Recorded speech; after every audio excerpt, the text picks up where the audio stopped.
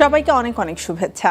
স্বাগত জানাচ্ছি যুব ও ক্রীড়া মন্ত্রণালয়ের উদ্যোগে যুব উন্নয়ন অধিদপ্তর পরিচালিত ই-লার্নিং অ্যান্ড আর্নিং লিমিটেড বাস্তবায়নে দেশের ৬৪ জেলায় শিক্ষিত কর্মপ্রত্যাশী যুবদের ফ্রিল্যান্সিং প্রশিক্ষণের মাধ্যমে কর্মসংস্থান সৃষ্টি প্রকল্পের সফলতার গল্প অনুষ্ঠানে। প্রিয় দর্শক, আমি শান্তা জাহান রয়েছি। আজও আমরা জানব সফলতার গল্প এবং সেই সাথে সফলতার গল্পে যারা আসলে বিহাইন্ড দ্য সিনে কাজ করছেন, যারা এই প্রকল্পটি বাস্তবায়নে নিরলসভাবে পরিশ্রম করে যাচ্ছেন তাদেরও কথা পরিচয় করিয়ে দিচ্ছি। আজ আমাদের সাথে অতিথি হিসেবে রয়েছেন Mohammad Sabbir Hossain, head of business development, e-learning and earning limited, এবং তার সাথে সফলতার গল্প নিয়ে আমার সাথে রয়েছেন সুভাষ চৌধুরী, এসেছেন চাঁপাইনবাবগঞ্জ থেকে। অনেক অনেক শুভেচ্ছা দুজনকেই, আমন্ত্রণ। কেমন আছেন? আসসালামু আলাইকুম। আমি ভালো আছি আলহামদুলিল্লাহ। সবাই প্রিয় দর্শককে সবাইকে শুভেচ্ছা জানাচ্ছি এই প্রোগ্রামের জন্য। অসংখ্য ধন্যবাদ আপনাকেও। ওয়ালাইকুম আসসালাম। এবং আজকে আপনার কাছ থেকে অনেক কিছু জানবো, যেহেতু আপনি বিজনেস ডেভেলপমেন্টে রয়েছেন এই পুরো প্রজেক্টটাতে, সো অনেক কিছু জানার আমাদের রয়েছে। আর সেই সাথে সুভাষ চৌধুরী, আপনাকেও ধন্যবাদ আমাদের মাঝে থাকবার জন্য। ধন্যবাদ আমাকে আমন্ত্রণ জানানোর জন্য। ওকে, তো সুভাষ চৌধুরী সে তো রয়েছেন সফলতার গল্প নিয়ে, আর আপনি এই প্রজেক্টটা নিয়ে সরাসরি কাজ করছেন। সো আমরা প্রজেক্ট সম্পর্কে একটু জানতে চাই যে পুরো একটি প্রকল্প বাস্তবায়নের ক্ষেত্রে তো অনেকগুলো ভিন্ন ভিন্ন সেক্টর থাকে, সেই সেক্টরগুলো নিয়ে আপনাদেরকে এক এক করে কাজ করতে হয়েছে। তো প্রকল্পের প্রাথমিক যে ধারণা ছিল সেটা নিয়ে আপনি কাজ করতে যেয়ে কি কি বিষয়ে ডেভেলপ করার প্রয়োজন হয়েছে আপনার প্রাথমিক পর্যায়ে? আমরা এই প্রকল্প শুরু করেছি 2025-এর শুরু থেকে। তো মাঠ পর্যায়ে আসলে বড় একটা চ্যালেঞ্জ সঠিক স্টুডেন্ট হান্টিং করা। যেমন অনেক স্টুডেন্ট আসে শুধুমাত্র সময়টা পাস করার জন্য, যেহেতু আপনি জানেন যে এই প্রকল্পের আওতায় আমরা প্রশিক্ষণের খাবার সাথে একটা যাতায়াত ভাতা প্রদান করছি এই প্রকল্পের মাধ্যমে। সো অনেকেই আসে যে এই সুবিধাটা নেওয়ার জন্য। তো আমরা ফোকাস করি যে কোন স্টুডেন্ট আসলে আসলে সে ওয়েল নোন হবে, প্রকল্প সম্বন্ধে জানবে এবং একটা ভালো আউটপুট দিতে পারবে। তো স্টুডেন্ট হান্টিংটা সবচেয়ে বড় চ্যালেঞ্জ। এটার জন্য আমরা অনলাইনের প্রচারণা এবং ফিজিক্যালি অনেক প্রচারণার মাধ্যমে ব্যবস্থা করি। তো তার মাধ্যমেই এবং আমাদের যে স্টুডেন্ট চাহিদা, আর ডিজিটাল যুগে আপনারা জানেন যে এখন সবসময় আপ টু ডেট থাকতে হয় টেকনোলজির সাথে। সো আমরা ডিভাইস থেকে শুরু করে আমাদের প্রশিক্ষক সব কিছু আপ টু ডেট রাখতে চাই, যাতে প্রকল্পটা ভালোভাবে চলমান থাকে এবং প্রশিক্ষণের সবচেয়ে বেশি লাভবান হয়। যেটা বললেন যে বিগ চ্যালেঞ্জ হচ্ছে স্টুডেন্ট হান্টিং, এবং আমি এখনো পর্যন্ত যতজনের সাথে কথা বলেছি তারা কিন্তু বলেছে লাইক 14 জনের মধ্যে পরীক্ষা দিয়ে মাত্র 50 জন টিকেছে, বা 1000 জনের মধ্যে পরীক্ষা দিয়ে 50 জন টিকেছে। তার মানে এই প্রকল্পটি সম্পর্কে কিন্তু আমাদের যারা শিক্ষিত বেকার যুব আছে তাদের বেশ আগ্রহ তৈরি হয়েছে। তো সেই আগ্রহের কেন্দ্রবিন্দু কোনটি সেটি জানবো আপনার কাছ থেকে। তার আগে সুভাষ চৌধুরী, আপনি একটু বলুন, আপনি এই ই-লার্নিং অ্যান্ড আর্নিং প্রকল্পটি প্রথম কখন জানতে পারেন এর সম্পর্কে? এটা হচ্ছে আপনার ফেসবুকে বিজ্ঞাপনের মাধ্যমে আমি স্ক্রল করতে করতে দেখলাম যে এরকম সরকার থেকে ফ্রি কোর্স করাচ্ছে এবং কি যুব উন্নয়ন অধিদপ্তর থেকে। তো আসলে ইচ্ছা ছিল যে সরকারি কোনো প্ল্যাটফর্ম থেকে আমি যেন শিখতে পারি, মানে আমি অন্য কোনো প্রতিষ্ঠানে যাব না। সেই সুযোগটা ই-লার্নিং এর মাধ্যমে যুব উন্নয়ন প্রকল্পের মধ্যে আমি শিখতে পারছি। আপনি যখন পরীক্ষা দিয়েছিলেন পরীক্ষার্থীর সংখ্যা কতজন ছিল? এখানে প্রায় আপনার ওইখানে 1000+ পরীক্ষার্থী ছিল। সাব্বির হোসেন, আপনি একটু আমাকে বলবেন, এই যে বললেন প্রকল্প বাস্তবায়নের ক্ষেত্রে আপনাদেরকে প্রতিনিয়তই হচ্ছে বিভিন্ন চ্যালেঞ্জের সম্মুখীন হতে হয়েছে। তো আপনারা যখন স্টুডেন্ট বাছাই করে নেন, তার কোন বিষয়গুলোর প্রতি আপনারা বেশি গুরুত্ব দিয়েছেন? আমরা সবচাইতে বেশি দেখি যার বেশি ইন্টারেস্ট এই কোর্স সম্বন্ধে, বিশেষ করে যাদের একটু ডিভাইস আছে, এটা একটা বড় প্রায়োরিটি থাকে। এবং সাথে সাথে যারা এই কোর্স সম্বন্ধে বেশি আগে জেনেছে যে আসলে এই কোর্সটার কী সফলতা হতে পারে বা আউটপুটটা কী, এইগুলো মিশনগুলো আমরা জানতে চাই স্টুডেন্ট থেকে।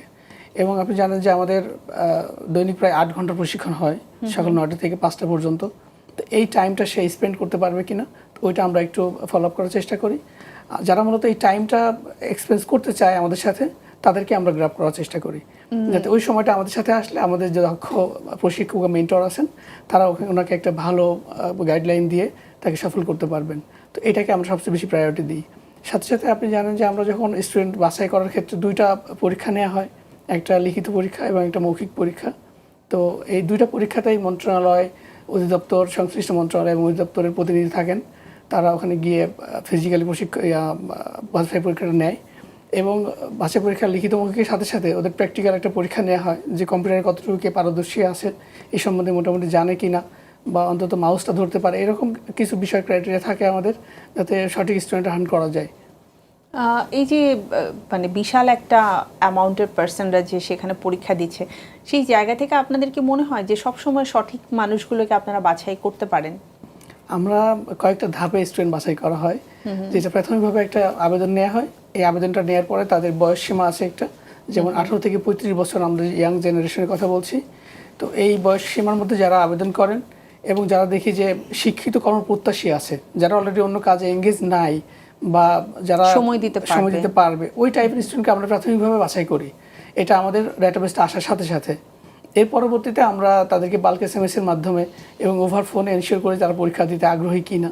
তো পরীক্ষাটা যখন দেয়, যখন 2-3টা স্টেজে তাদেরকে ফিল্টার করা হয়, তো আমরা মনে করি যে সঠিক স্টুডেন্ট বাছাই করা আমাদের জন্য সহজ হয়ে যায়। যেহেতু বেশ কয়েকটা ধাপ আপনাদের অতিক্রম করতে হয়, সেই জায়গা থেকে বিষয়টা অনেক সহজ।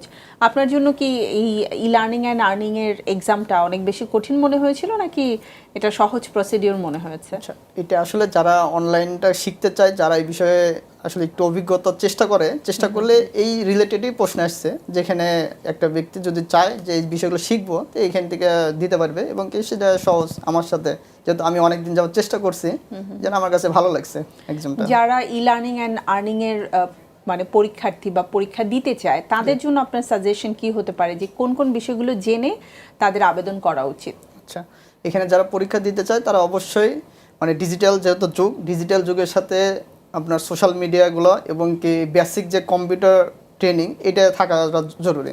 কারণ কি বেসিক মাইক্রোসফট এগুলো বিষয়গুলো লাগবেই আর কি। তো এই জিনিসগুলো হলে হবে। আর মূলত ইংলিশটা জানতে হবে ভালো মতে, যেহেতু ইংলিশ প্রত্যেকটা কাজে, যেহেতু ইংলিশ, বাংলা তো এখানে কোনো কিছু নাই ওরকম, এই জন্য ইংলিশটা ভালো করে পড়তে হবে। আর ওনার ইচ্ছা থাকতে হবে যে আমি এই জিনিসটাকে থাকবো, শিখবো, এটা থাকতে হবে আর কি। আপনাদের এই পুরো কোর্সের মধ্যে আমি যতটুকু জানি যে ইংলিশ ইমপ্রুভের জন্য বেশ কিছু কোর্সেস বা ট্রেনিং রয়েছে। তো এই ক্ষেত্রে অনেকেই রয়েছে যারা প্রত্যন্ত অঞ্চল থেকে এসেছে, সে হয়তো কম্পিউটারের বেসিক ইউজ সম্পর্কে জানে, কিন্তু ভাষাগত দিক থেকে অনেকে শিক্ষিত থাকলেও যদি বাংলা মিডিয়াম হয়, সেক্ষেত্রে কিন্তু তাদের পিছিয়ে থাকার একটা সম্ভাবনা থাকে। তো তাদেরকে আসলে মেন্টালি কিভাবে আপনারা গ্রুম আপ করেন? আমরা এখানে দুইটা অপশন রাখছি, যেটা হচ্ছে যে এটা টেকনিক্যাল স্কিলস আর সফট স্কিল। আপনি জানেন যে ডিজিটাল মার্কেটিং, গ্রাফিক ডিজাইন বলি, এই রিলেটেড যে কোর্সগুলো আছে, যেটা আসলে উনি শিখবে, আর ফ্রিল্যান্সিং করতে গেলে একটা স্কিল গ্যাদার করতে হয়। তো এই স্কিলটা গ্যাদার করার পাশাপাশি যখন সে নিজেকে এক্সপ্রেস করতে চাইবে, নিজের পোর্টফোলিও তৈরি করবে, এই কমিউনিকেশন স্কিলটা বৃদ্ধি করবে, তো এই ক্ষেত্রে আমরা ইংলিশ ল্যাঙ্গুয়েজটাকে বেশি প্রায়োরিটি দিয়েছি, যেহেতু এটা ইন্টারন্যাশনাল ল্যাঙ্গুয়েজ। সো এটার ক্ষেত্রে আর সাথে সফট স্কিল বা ক্যারিয়ার গাইডলাইন, যেটা উনি কোন প্ল্যাটফর্মে গিয়ে কাজ পাবে, কোথায় গেলে কাজের সুবিধা হবে। যেহেতু আমাদের সকল মেন্টর যারা আছেন সবাই ফ্রিল্যান্সার এবং তাদের নিজস্ব মার্কেট প্লেসগুলোতে অনেক ভালো ইনকাম আছে, তারা নিজেরাও ইনকাম করে। তো ওই জায়গাটা আমাদের টিচারদের জন্য অনেক বড় একটা পাওয়া আমাদের জন্য, যে তারা আমাদের স্টুডেন্টকে গাইড করতে পারে যে how to find your job. এবং টিচারদেরকে দেখে স্টুডেন্টরা কিন্তু মোটিভেটেড হয় এবং অনেক সময় লাইভ যে কাজগুলো আছে টিচারদের, সেই কাজগুলো স্টুডেন্টদের করানো হয়, যাতে ওই ফিলটা পায় যে না এরকম করলে একটা আর্নিংস আসবে। আচ্ছা, সো এই জায়গা থেকে আমরা মনে করি যে কমিউনিকেশন স্কিল, এটা তাদেরকে এই প্রশিক্ষণ চলাকালীন সময় তাদেরকে দেওয়া হয় এবং তারা বিভিন্ন ক্লায়েন্টের সাথে সরাসরি যোগাযোগ করতে পারে। যেহেতু আমি আগে একটু মেনশন করলাম যে আমাদের প্রশিক্ষকরা যারা নিজেরাই কাজ করেন, তো ওটা থেকে তারা একটা ভালো অভিজ্ঞতা অর্জন করতে পারে। মানে হাতে কলমে শেখার যে ব্যাপারটা রয়েছে, সেটা সরাসরি ওই ট্রেনিং এর সময়টাতেই তাদের হয়ে যাচ্ছে। সুভাষ, আপনি একটু বলবেন যে যখন ট্রেনিং চলেছে দীর্ঘ 3 মাসের একটা জার্নি, প্রতিদিন 8 ঘন্টা করে সময় দেয়া, এটা আপনার জন্য কি খুব সহজ ছিল? মানে সকাল 9টা থেকে আপনার বিকেল 5টা পর্যন্ত, এটা একটা লম্বা সময়, যেটা আমার জীবনে ফার্স্ট টাইম দিচ্ছি এই জায়গাতে। তো প্রথম কয়েকদিন খারাপ লাগলো, পরবর্তীতে সবার সাথে একটা ভালো সময় অতিক্রম করছে এবং শিক্ষাটা আমি ভালো মতো নিতে পারছি। মানে একসাথে 2টা কাজই হয়েছে আর কি, তো বিরক্ত লাগেনি আর ওরকম। ওকে, আর ট্রেনিং চলাকালীন সময় কোনো বিষয় নিয়ে কখনো মনে হয়েছে যে এটা খুব কঠিন, মানে আপনি বুঝতে পারছেন না, সেক্ষেত্রে আপনার বাড়তি ক্লাস নিতে হয়েছে বা মেন্টরদের কাছ থেকে সাহায্য নিতে হয়েছে? ট্রেনিং চলাকালীন সময় যে কাজটা হয়েছে, কোনো কিছু না বুঝলে আমরা দেখা যায় যে মেন্টরদের জানাইতাম যে বিষয়গুলো, ওনারা অনেক মানে স্মুথলি সলভ করে দিত বিষয়গুলো। ওকে, তো আপনাদের গ্রুপ বোধহয় করা থাকে, সেই গ্রুপের মাধ্যমে? আমাদের হোয়াটসঅ্যাপ গ্রুপ ছিল, গ্রুপের মাধ্যমে ওগুলো আমরা সলভ করতাম। এই ট্রেনিং নেওয়ার আগে আপনি পেশা হিসেবে কিসে যুক্ত ছিলেন? আচ্ছা, আমি এই ট্রেনিং নেওয়ার আগে আমার করোনার আগে একটা বিজনেস ছিল, ব্যবসা, সেটা করোনার পর থেকে আমি করতে পারি নাই। তো তারপর থেকে অনলাইনটাই শেখার চেষ্টা করছি, যে আসলে ওইভাবে ভালো কোনো জায়গা পাই নাই কিংবা মন মতো কোনো কিছু হয়নি। তো প্রথমে এটা থেকেই আমার লার্নিং থেকে যাত্রা শুরু, যেটা চাঁপাইনবাবগঞ্জ ব্রাঞ্চ থেকে আমি প্রথম যাত্রা শুরু করি আর কি। আপনাদের কাছ থেকে আরো অনেক কিছু জানতে চাই, ছোট্ট একটি বিরতি নিয়ে আসবো তার আগে। প্রিয় দর্শক, রয়েছেন আমাদের সাথে আমাদের আজকের আয়োজন সফলতার গল্পে। আবারও ফিরবো আমাদের অতিথিদের কাছে, তার আগে ছোট্ট বিরতি নিচ্ছি, সাথেই থাকুন জিটিভির। প্রিয় দর্শক, ফিরে এলাম বিরতির পরে সফলতার গল্প অনুষ্ঠানে। আজ দুজন অতিথির সাথে আমাদের আজকের সফলতার গল্প আমরা শুনছি, যাদের কাছ থেকে আমরা জানতে পারছি আসলে কিভাবে সফল হয়েছেন, আবার কিভাবে অন্যদেরকে সফল করার জন্য এই প্রজেক্ট নিয়ে কাজ করা হচ্ছে। সো বিজনেস ডেভেলপমেন্টের যিনি রয়েছেন head mister Sabbir Hossain, learning and earning লিমিটেডের, এবং সেই সাথে চাঁপাইনবাবগঞ্জ থেকে আসা শুভাশিস চৌধুরী, তাদের কাছে আমি আবারও ফিরে যাচ্ছি। আমরা বিজনেস ডেভেলপমেন্টের গল্প শুনবো। যেহেতু হেড হিসেবে কাজ করছেন, আপনার উপরে নিশ্চয়ই অনেক প্রেশার থাকে। আপনি নিজেও কি ডিজিটাল মার্কেটিং করার সুযোগ পান? ফ্রিল্যান্সার হিসেবে কাজ করা হয়? আমি আমার ফার্স্ট জব ছিল হচ্ছে যে ফ্রিল্যান্সার হিসাবে, আচ্ছা, ওয়েব ডেভেলপার হিসেবে জয়েন করেছিলাম একটা আগের ফার্মে। তো ওইখান থেকে আমার এই দিকে বেশি আগ্রহ। তারপরে সিএসসি ব্যাকগ্রাউন্ড যেহেতু আমাদের, তো এটা থেকে আমরা একটা জিনিস রিসার্চ করেছি যে আসলে নিজে কর্মসংস্থানের ব্যবস্থা করা এবং আরেকজনের কর্মসংস্থানের ব্যবস্থা করা। আর আমাদের যে সম্মানিত ব্যবস্থাপনা পরিচালক আছেন, উনি ভেরি ইয়াং এজের, তো উনি নিজেও একজন উদ্যোক্তা হয়েছেন নিশ্চয়ই। ওনার পিছনে ফ্রিল্যান্সিং একটা গল্প আছে, এটা হয়তো স্যার একদিন আসবেন ইনশাআল্লাহ শোনাবেন। তো ওই জায়গা থেকে আমাদের মনে হয়েছে যে আমরা শুধু নিজেরা যে স্বাবলম্বী হবো এমন না, আমাদের সমাজে গোটা মানুষকে নিয়ে কাজ করতে হবে। স্যারের মিশন এমন ছিল যে আমি কাউকে বেকার রাখতে চাই না, বেকার দেখতে চাই না। আমার আশেপাশে যারা আছে, আত্মীয় স্বজন থেকে শুরু করে যে যুবক ভাইরা আছে, তাদেরকে নিয়ে একটা ভালো প্ল্যাটফর্ম তৈরি করা। তো ওই উদ্দেশ্যে নিয়ে আসলে এই ফ্রিল্যান্সিংয়ের দিকে আমাদের অগ্রযাত্রা। সো ওই জায়গা থেকে এই প্রকল্প সুন্দরভাবে বাস্তবায়ন করার সবচেয়ে ভালো প্রয়াস স্যারের কাছ থেকেই আসে। সো আমরা যেটা দেখেছি যে বিভিন্ন সরকারি প্রকল্পে সরকার থেকে বিভিন্ন মনিটরিং সিস্টেম রাখা হয়, অডিটের অপশন রাখা হয়, সিসি ক্যামেরা রাখা হয় বা ফিঙ্গারপ্রিন্টের অপশন। তো এইগুলো আমরা দেখছি যে আমাদের স্যার নিজে থেকে আগে থেকে এটা এনশিওর করে যে আমার স্টুডেন্টরা ঠিকমতো আসছে কিনা, ক্লাস করছে কিনা, তারা সফল হচ্ছে কিনা, এটা নিজেই মনিটরিং করেন। তো ওই জায়গা থেকে আমাদের মিশন বা আমাদের যে আপনি বলছেন কাজের প্রেশার, তো ওইটা অবশ্যই সবসময় থাকে। শুভাশিস, আপনি একটু বলবেন প্রথম ইনকাম কত ছিল আপনার? ট্রেনিং এর মধ্যেই কি আপনি ইনকামটা করতে পেরেছিলেন নাকি পরে করেছেন? ট্রেনিং এর সময় আমি মানে আপনার 28-29 তারিখের দিকে আমি প্রথম $200 ইনকাম করতে পারি, এটা ট্রেনিং চলাকালীন সময়ে প্রথম মাস থেকে। আচ্ছা, প্রথম মাসেই? বাহ, তারপরে $200 তো অনেক টাকা ছিল। একটা অ্যাফিলিয়েট প্রোগ্রামের জন্য পেয়েছি, মানে ওনাদের প্রমোশন করার জন্য প্রথম পেয়েছি আর কি। আই থিঙ্ক আমি যতজনের কাছ থেকে শুনেছি তাদের সবার মধ্যে আপনার ইনকামটা এখনো পর্যন্ত বেশি, প্রথম ইনকাম হিসেবে। কারণ সবাই $20, $50, $80 এই পর্যন্ত বোধহয় আমার গেছে। যে বললাম না, আমার অনেক অভিজ্ঞতা আগে থেকে ছিল কিছুটা, মানে এইখান থেকে মানে একটা এজন্য ইচ্ছা আপনার ছিল কাজ করাটা সহজ হয়েছে। হ্যাঁ। প্ল্যাটফর্ম বা পোর্টফোলিও কোনটা দিয়ে আপনি শুরু করেছিলেন প্রথম? আচ্ছা, এটা আমার হলো পোর্টফোলিওটা আমার হলো ফেসবুক থেকে আমার করা, মানে আমার প্রোফাইলটা ফেসবুক দিয়ে সাজানো ছিল। আমি মার্কেট প্লেসে আমি কাজ করি না, মানে আমার একটা পরিস্থিতি আছে, সেই জায়গা থেকে আমি কাজগুলো নিতে পারি আর কি। লোকাল মার্কেট প্লেস অথবা ইন্টারন্যাশনাল, কোন জায়গা থেকে শুরু আমি লোকাল করেছিলেন? থেকে শুরু করছি। আর এখন কাজ করছেন? আমি লোকাল যেগুলো পরিচিত ক্লায়েন্ট আছে সেগুলো থেকেই আমার ফেসবুকের মাধ্যমে ক্লায়েন্টগুলো পাওয়া আর কি। ওকে, সো এখন কি শুধু লোকাল মার্কেটেই কাজ করছেন? আমি লোকাল মার্কেট নিয়ে কাজ করি, কিন্তু আপনার অ্যাফিলিয়েট প্রোগ্রামগুলো আমার বিদেশি প্রজেক্টের মাধ্যমে করা হয়। মানে আমি অ্যাফিলিয়েট মার্কেটিংটা প্রথম প্রায়োরিটি আর কি, এটা নিয়ে আমি ভালো কাজ করতে পারি। সর্বোচ্চ ইনকাম এখনো পর্যন্ত আপনার কত? $3,500 এককালীন একই প্রজেক্ট থেকে? একই প্রজেক্ট থেকে। আর যদি মান্থলি হিসেব করি তাহলে? মানে ওটা কাজের উপর নির্ভর করে, মানে যখন যেমন কাজটা দেয় সেই উপরে। এমনি মান্থলি গড় অ্যাভারেজ আপনার $400-500 আমার অ্যাভারেজ ইনকাম আসে। আপনার কি মনে হয় যে আপনি যে বিজনেস করতেন বা যদি কোনো জব করতেন, সেখান থেকে আপনি এই মানে ফ্রিল্যান্সিংয়ে বেশি আর্ন করছেন? জব তো একটা পার্মানেন্ট একটা স্যালারি, আর এখানে তো আমাদের নির্দিষ্ট কোনো স্যালারি নাই। মানে এখানে আমরা যেভাবে কাজ করব সেই কাজের উপরে আমরা সেইভাবে এখান থেকে আমরা আর্ন করতে পারবো। তো এই জন্য ফ্রিল্যান্সিংটা মুক্ত, যেটা আমি যে কোনো জায়গায় যেভাবে খুশি সেভাবেই করতে পারি এবং কি আমার ইচ্ছা মতো করতে পারি। এই জন্য মানে এক কথায় স্বাধীনভাবে কাজটা করতে পারে, অনেক ভালো লাগে আর কি আমার। আপনাদের এই সেক্টরে কাজ করতে যেয়ে তো অনেক ধরনের চ্যালেঞ্জই মানে আমি বলবো ফেস করতে হয়, তো কমিউনিকেশনের ক্ষেত্রে সুভাষ আপনি এখনো পর্যন্ত খুব বড় ধরনের কোনো চ্যালেঞ্জ কি ফেস করেছেন? না, কমিউনিকেশনের ক্ষেত্রে আমরা যেহেতু একটা টিম ওয়াইজ কাজ করি, মানে অ্যাফিলিয়েট প্রোগ্রামটা হলো টিম ওয়াইজ, সেই জন্য আমার ওইভাবে কমিউনিকেশন যেহেতু আমরা টিম ওয়াইজ কাজ করি, এখান থেকে আমাদের সহজ হয়, একে অপরের সাপোর্টটা সুবিধা হয় আর কি। যারা কমিউনিকেশন নিয়ে একটু স্ট্রাগল করে কিন্তু কাজটা খুব ভালো পারে, তাদের ক্ষেত্রে করণীয় কি?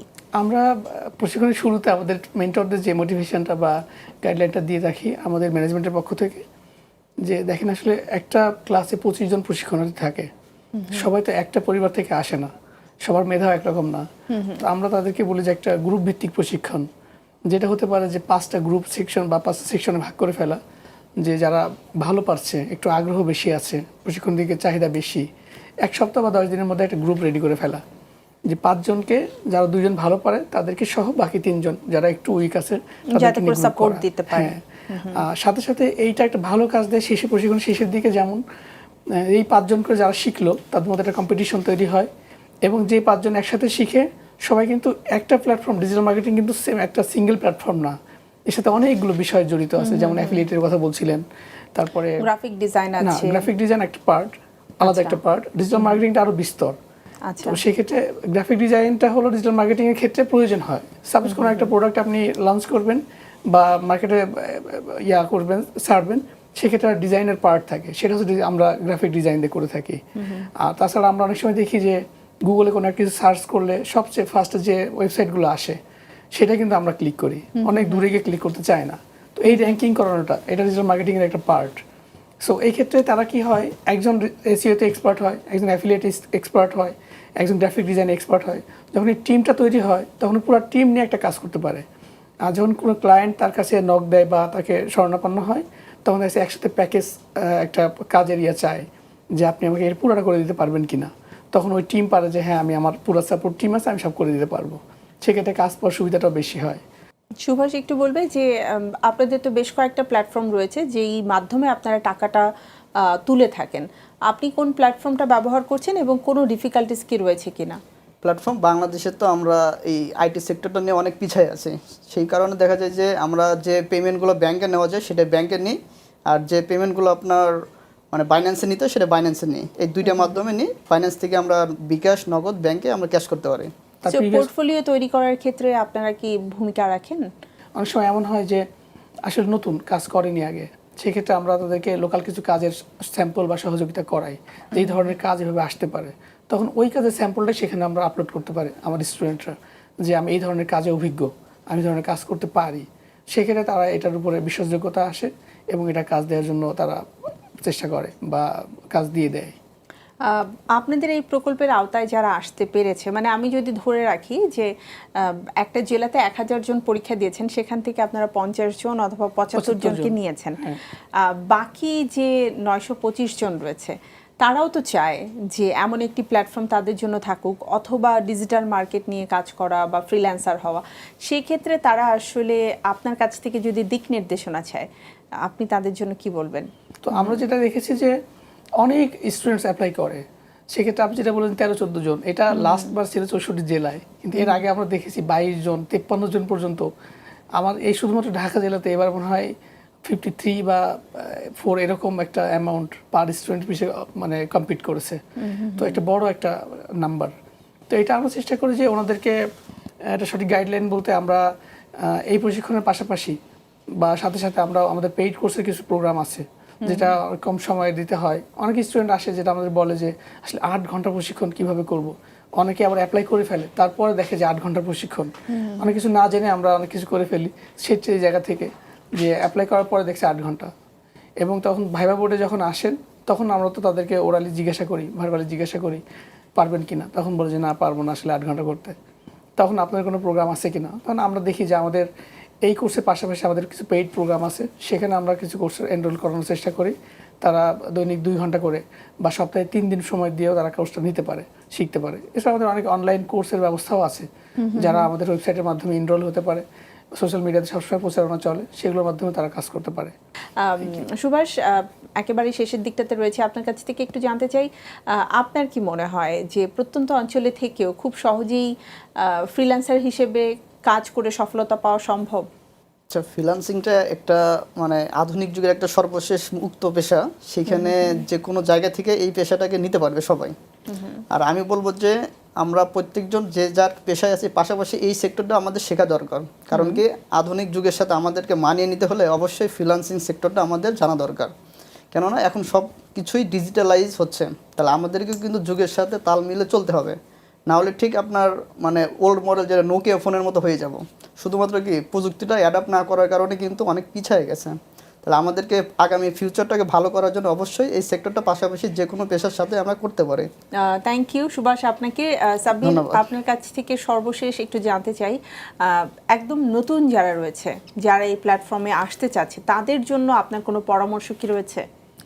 আমরা চিন্তা করি প্রথমে যে একটা স্টুডেন্ট আসলে প্রথমে ডিজিটাল প্ল্যাটফর্মে আসে না, সে অনেক আশেপাশ থেকে অনেক কিছু জানতে পারে। যেমন আমাদের অনেক স্টুডেন্ট যারা সরাসরি আমাদের মাধ্যমে না এসে, আমাদের প্ল্যাটফর্মের মাধ্যমে না এসে কোনো বন্ধুবান্ধব, যেমন আমাদের সুভাষ চৌধুরী, হয়তো ওনারই কোনো ফ্রেন্ড ওনার সফলতার গল্প শুনছে আজকে, তার মাধ্যমে এখানে আসছে। সো প্রথম দিকে যেটা হয় যে অনেকেই একদমই জিরো লেভেলে থাকেন, যারা এখন অনলাইনের যুগে অনেকে পিছিয়ে নাই, ক্লাস 8-9-এর বাচ্চারাও এখন ফোন স্ক্রলিং করতেছে।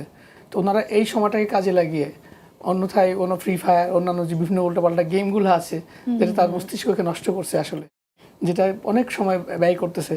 তো ওই জায়গাটা আসলে কাজে লাগিয়ে আমরা চিন্তা করে যাচ্ছি একটা প্ল্যাটফর্ম ডেভেলপ কীভাবে করে, প্রোগ্রামিংটা কী জিনিস, বা এই যে আইটির সাথে আমরা কীভাবে সম্পৃক্ত হতে পারি, এই জায়গায় সময় দেয়। বা ফেসবুক স্ক্রলিং না করে, রিলসগুলো রেডি না করে, অনেকে দেখছেন যে অনেকে রিলস তৈরি করেও কিন্তু ইনকাম করতেছে, যেটা আমরা দেখেছি অনেক সুস্থ বিনোদনের অপশন আছে। তো সেইগুলোতে যদি সময় ব্যয় করে, বা এই যে প্ল্যাটফর্মগুলোতে কী কী চাহিদা থাকে, একটা মার্কেট প্লেসকে ডিজিটালি কনভার্ট করা, ডিজিটালি ছিঁড়ে গ্রাব করা, আমি আমার আমার বিজনেসকে, আমার প্রতিভাকে কিভাবে মানুষের মাধ্যমে উপস্থাপিত করতে পারি, তো ওই জায়গাটায় ফোকাস করলে আশা করি সে সফল হবে এবং ভালো কিছুর দিকে আগাতে পারবে ইনশাল্লাহ। সো দুজনের সাথে কথা বলে খুব ভালো লাগলো। ধন্যবাদ সাব্বির হোসাইন আপনাকে, এবং সুভাষ আপনাকেও ধন্যবাদ, চমৎকারভাবে সবকিছু এক্সপ্লেন করেছেন। আবারও নিশ্চয়ই আপনাদের সাথে দেখা হবে। আপনাকে অনেক ধন্যবাদ, দর্শককে অনেক ধন্যবাদ। প্রিয় দর্শক, এই ছিল আমাদের আজকের সফলতার গল্পের আয়োজন। নিশ্চয়ই আপনাদের ভালো লেগেছে। আমি শান্তা জাহান আজকের মতো বিদায় নিচ্ছি। দেখা হবে আবারও আপনাদের সাথে জিটিভির পর্দায় আমাদের নিয়মিত সফলতার গল্প অনুষ্ঠানে। সবাই ভালো থাকুন, সুস্থ থাকুন, সবার সাথে আবারও দেখা হচ্ছে সেই প্রত্যাশায়। আল্লাহ হাফেজ।